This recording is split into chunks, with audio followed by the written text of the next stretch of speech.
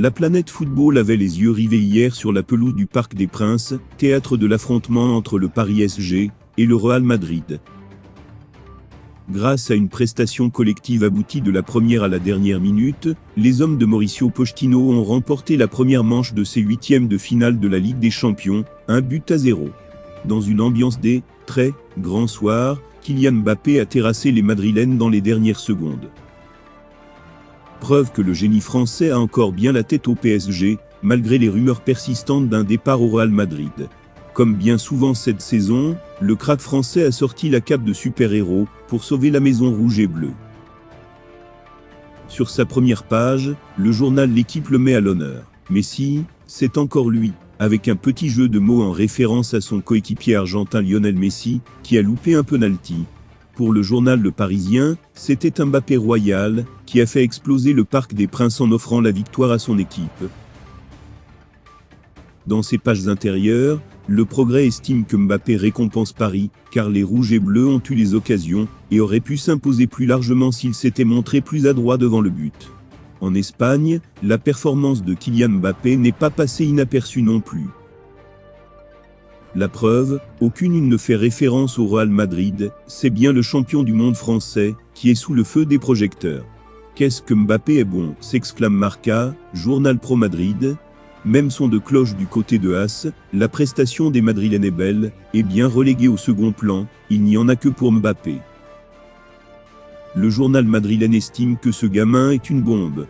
Pour Mundo Deportivo, c'est carrément la victoire de Mbappé sur le Real. Il faut aller du côté du quotidien généraliste El País pour voir un petit mot sur la prestation des hommes de Carlo Ancelotti. Mbappé a fait payer Madrid, qui a refusé de jouer son football habituel. L'énorme prestation de Kylian Mbappé fait évidemment le tour d'Europe comme en Italie, où le Corriere dello Sport qualifie le génie français de véritable prodige, qui a battu son équipe du Real, en faisant référence aux envies du Real Madrid de le recruter l'été prochain. Pour la Gazzetta dello Sport, Paris a un phénomène dans son équipe, que le Real ne peut qu'admirer chez l'adversaire pour le moment, précise le journal au papier rose. Même la dernière heure fait sa une sur ce match, et indique que Mbappé est plus fort que Courtois. Enfin, dans ses pages intérieures, le Daily Mail rapporte que Mbappé a fait sa spéciale en solo et montre pourquoi le Real veut le recruter. Il n'y en a que pour Kylian Mbappé en ce mercredi matin. Et c'est amplement mérité. Si le Real Madrid a été largement dominé par le PSG lors de ce huitième de finale aller de la Ligue des Champions, 1-0, c'est grâce à l'animation décidée par Pochettino, notamment le positionnement de Danilo Pereira, moitié milieu de terrain, moitié troisième défenseur central. C'est suffisamment rare pour le souligner cette saison.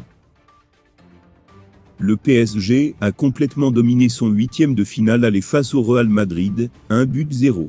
La victoire a mis du temps à se profiler, puisque Kylian Mbappé a délivré les siens durant la toute dernière minute de la rencontre, mais elle récompense avant tout une prestation aboutie de son équipe. Très rarement mise en danger, voire même jamais, le club de la capitaine française a su annihiler le collectif adverse, mais aussi maîtriser l'ensemble des éléments. Je suis très heureux. La performance de l'équipe a été très bonne.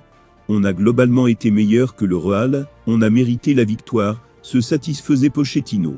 Il reste encore un match, mais c'est important d'avoir fait ce premier pas. C'était un très bon match. On a coupé leur circuit de passe, avec du pressing sur leur milieu. On a beaucoup travaillé pour les stopper et récupérer le ballon le plus haut possible, tout en contrôlant bien le match pendant 90 minutes. On n'a concédé que très peu d'occasions. Les joueurs le méritent. Pourtant au départ, il n'y avait pas vraiment de surprise dans les compositions d'équipe. Elles évoluaient toutes les deux en 4-3-3 avec les joueurs attendus. C'est dans l'animation parisienne, en phase offensive notamment, Pochettino avait demandé à Danilo Pereira de venir redescendre d'un cran, comme défenseur axial droit. Dans cette position hybride, il a permis aux latéraux de monter plus haut, tout en assurant la couverture, notamment pour le Portugais dans le secteur de Vinicius. C'est une adaptation tactique qui me convient.